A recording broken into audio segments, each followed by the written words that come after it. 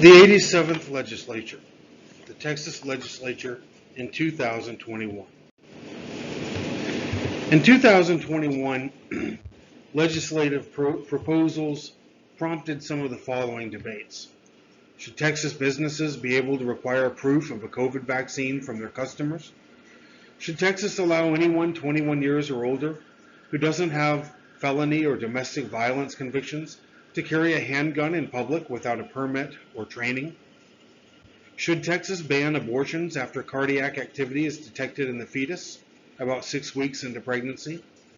Should Texas ban abortions altogether? Should Texas allow people with post-traumatic stress disorder, PTSD, and/or cancer to use low THC cannabis up to 1%? Should Texas allow people with PTSD, chronic pain, and/or cancer to use low THC cannabis up to 5%?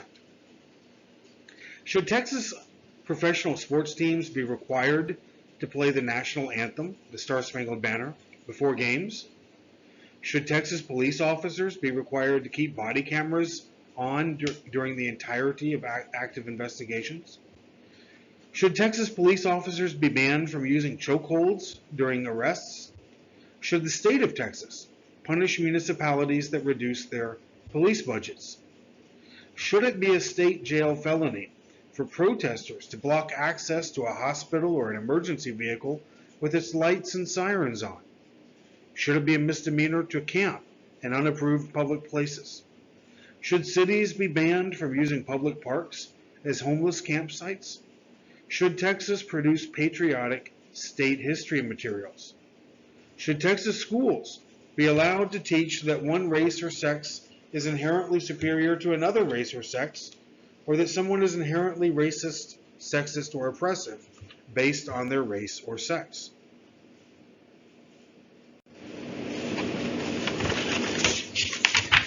Senate Bill 968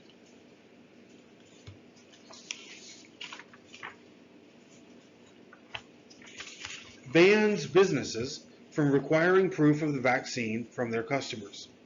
Those that violate the ban may not contract with the state, and state agencies that oversee various sectors of business may decide to make compliance with the state law a condition of getting licensed or permitted. Governor Abbott said, "Texas is 100% open, and we want to make sure you have the freedom to go where you want without limits." Vaccine passports are now prohibited in the Lone Star State.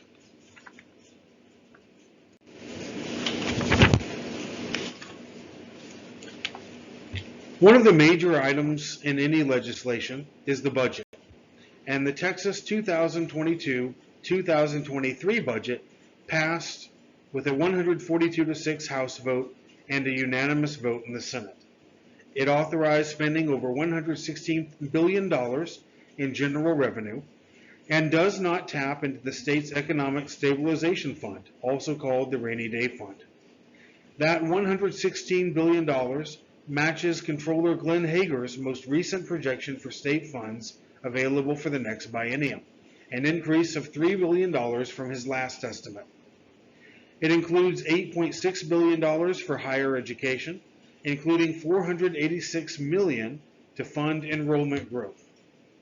$110 million is authorized for need-based financial aid for students at 2- and 4-year schools. House Bill 1927 was the constitutional carry bill. It allows anyone 21 years or older to carry a handgun in public without a permit or training if they aren't otherwise prohibited from owning a firearm by law, such as people with felony or domestic violence convictions. The House approved the final version of this bill, 82-62.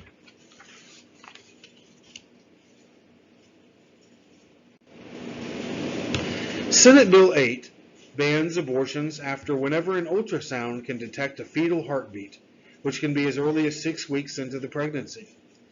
Governor Abbott said, "Our Creator endowed us with the right to life, and yet millions of children lose their right to life every year because of abortion." Joshua Blackman, a constitutional law professor at South Texas College of Law, Houston, said it's a very unique law and it's a very clever law. Planned Parenthood can't go to court and sue Attorney General Paxton like they usually would because he has no role in enforcing the statute. They have to basically sit and wait to be sued. Every citizen is now a private attorney general. You can have random people who are against abortion start suing tomorrow.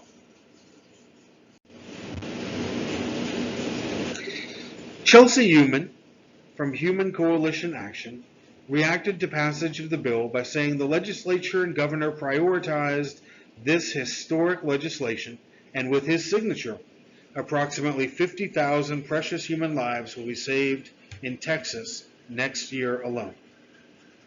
Elizabeth Smith, from the Center for Reproductive Rights, said abortion rights organizations are not going to let this six-week ban go unchallenged.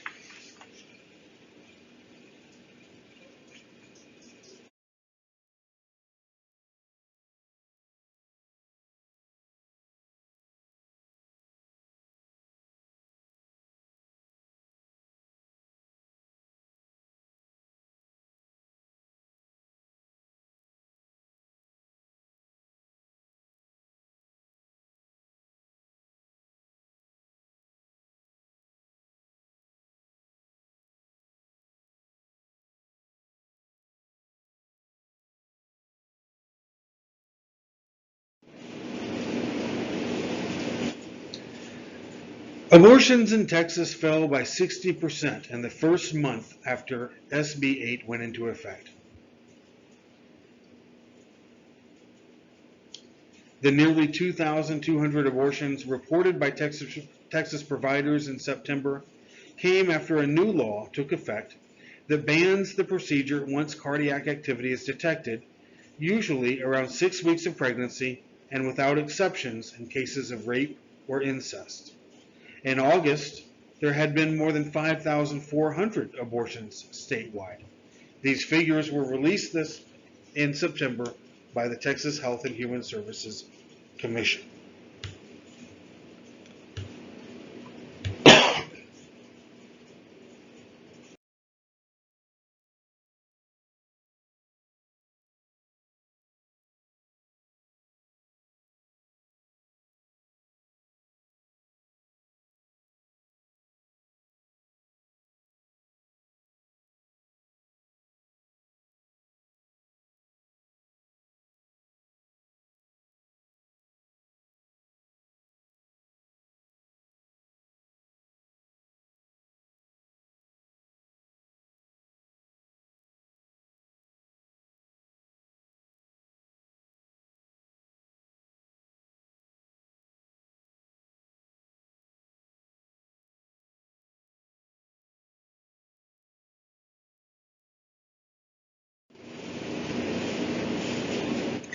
House Bill 1535 expands the Texas Compassionate Use Program to include people with PTSD and cancer of all stages, allowing them to use low THC cannabis.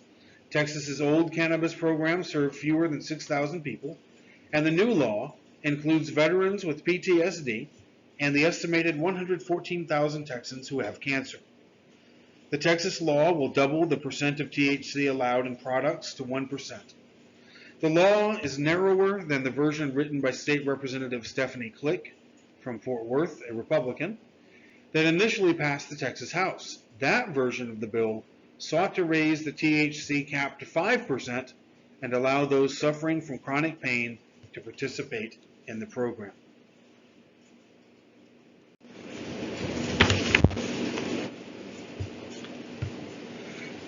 Senate Bill 4, the Star-Spangled Banner Protection Act, requires professional sports teams with state funding to play the national anthem before games. State Representative Jean Wu criticized the law, saying, once again, we're carrying legislation that is openly and aggressively unconstitutional. The bill's House sponsor, State Representative Dustin Burrows, a Republican from Lubbock, said the bill does not violate free speech because teams can still choose not to play the anthem and forego the funding and business relationship with the state. Burrows said it's very simple. If they do not want to play the national anthem, they don't take the tax dollars. If we're going to go ahead and subsidize with hard-earned American dollars, the sporting facilities and the teams and the different ways that I think is articulated in this bill, then this would apply. Attempts by Democrats to require teams to play both the Star-Spangled Banner and Lift Every Voice and Sing, commonly known as the Black National Anthem, or to choose between them, were shut down along partisan lines. Representative Jasmine Felicia Crockett, a Democrat from Dallas, said, "I don't even understand why we would feel the need to force someone into singing any song. But if we are going to force people to sing a song, we should at least be mindful of the people playing on those teams, the people that are actually in the stands supporting these teams."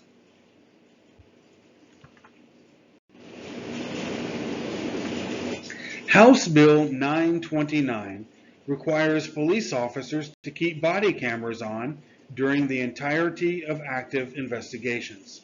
The law is named after Botham Jean, who was fatally shot in his apartment while eating ice cream by a Dallas police officer in 2018.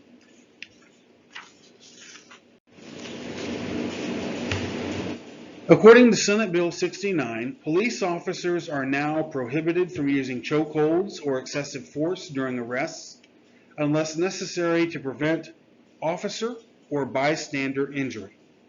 Officers who witness violations are required to report the incident.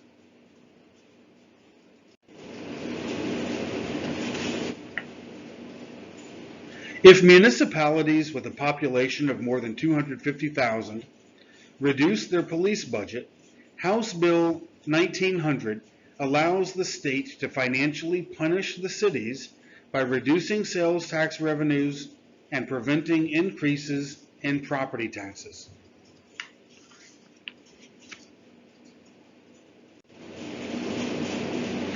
House Bill 9 makes it a state jail felony to block access to a hospital or an emergency vehicle with its lights and sirens on.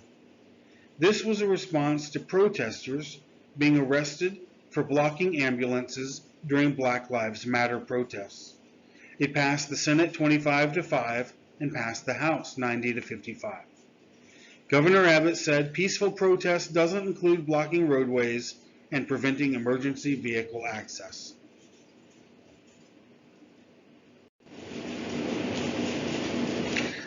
House Bill 1925 makes camping in unapproved public places a misdemeanor, a crime that carries a fine of up to $500. Cities cannot opt out of the ban. The law also bans cities from using public parks as homeless encampment sites, which Austin recently had announced it would do. Cities would first have to seek approval from Texas Department of Housing and Community Affairs before they could use public parks, and these rules would apply retroactively, so Austin and cities with similar programs would need to get permission to continue using the parks as sites.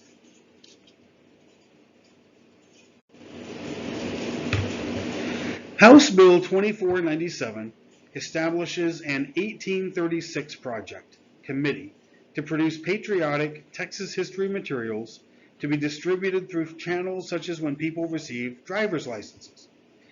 Governor Abbott said, "To keep Texas the best state in the United States of America, we must never forget why Texas became so exceptional in the first place. An advisory committee will promote the state's history of prosperity and democratic freedom. The law details specific historical topics that should be part of the project, including indigenous people, the state's Spanish and Mexican heritage, Tejanos, and Juneteenth." Maggie Stern from the Children's Defense Fund in Texas criticized the law. She said 1836 marked independence for some, but for others marks a period of slavery and pain and exploitation for many, many people who live here. The law is an attempt to whitewash history, to create a national mythology that doesn't address the hard questions of slavery, displacement of indigenous folks, of all these things that have happened.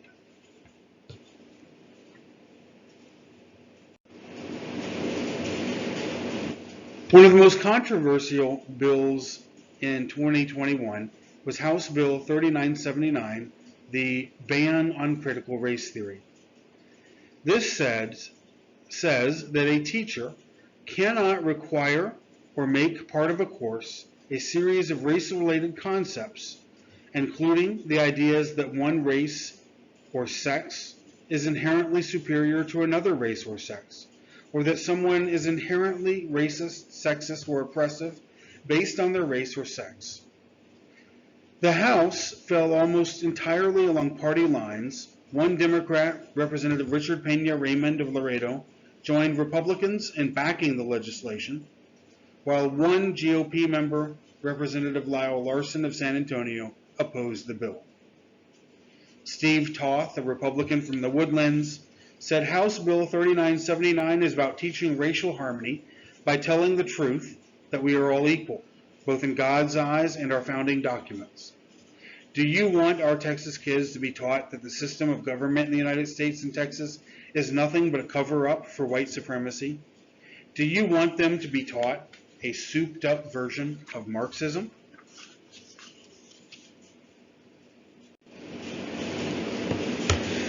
Now I want to read you excerpts from this controversial law so you can decide for yourself whether or not it is a good law or a bad one. So House Bill 3979 says, in adopting the essential knowledge and skills for the social studies curriculum, the State Board of Education shall adopt essential knowledge and skills that develop each student's civic knowledge, including an understanding of the fundamental moral, political, and intellectual foundations of the American experiment in self-government, the history, qualities, traditions, and features of civic engagement in the United States, the history of Native Americans, the structure, function, and processes of government institutions at the federal, state, and local levels.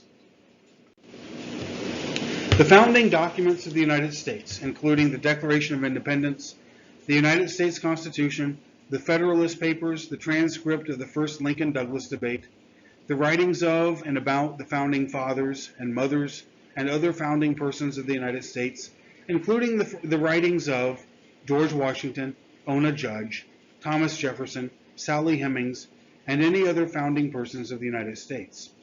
Writings from Frederick Douglass's newspaper, the North Star, the Book of Negroes, the Fugitive Slave Acts of 1793 and 1850, the Indian Removal Act, Thomas Jefferson's letter to the Danbury Baptists, and William Still's Underground Railroad records. If you aren't familiar with some of these, Ona Judge and Sally Hemings were slaves. Ona Judge was a slave who escaped from George Washington, his plantation, and never returned. Sally Hemings was a slave on Thomas Jefferson's Monticello plantation who, according to recent historians, probably had children with Thomas Jefferson. Frederick Douglass was one of the great abolitionists of the 1800s.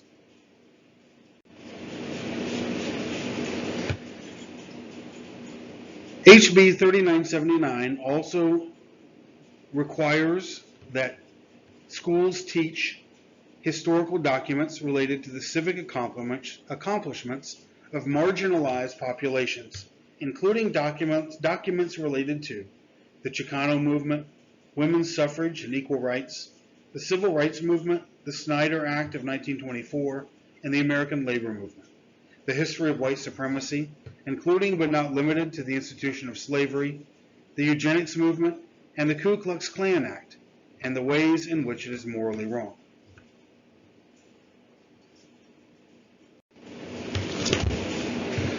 The history and importance of the Civil Rights Movement, including the following documents: Martin Luther King's letter from a Birmingham jail and I Have a Dream speech, the Federal Civil Rights Act of 1964, the United States Supreme Court's decision in Brown versus Board of Education, the Emancipation Proclamation, the Universal Declaration of Human Rights, the 13th, 14th, and 15th Amendments to the United States Constitution, the United States Court of Appeals for the Ninth Circuit decision in Mendez versus Westminster, Frederick Douglass's narrative of the life of Frederick Douglass, an American slave, the life and work of Cesar Chavez, and the life and work of Dolores Huerta. Again, if you're not familiar with some of these names and terms, Cesar Chavez and Dolores Huerta were, in the case of Chavez, who is deceased, Huerta is still alive, they were famous Mexican-American leaders in the labor movement in California especially. Frederick Douglass, again, was an abolitionist and a former slave. Mendez versus Westminster was an important case in California, saying that segregating Mexican Americans in public schools, apart from white or Anglo students, was unconstitutional and a violation of their equal rights. HB 3979 also requires the study of the history and importance of the women's suffrage movement, including the following documents: the Federal Voting Rights Act of 1965, the 15th, 19th, and 26th Amendments to the United States Constitution, Abigail Adams's letter, Remember the Ladies, the works of Susan B. Anthony, and the Declaration of Sentiments.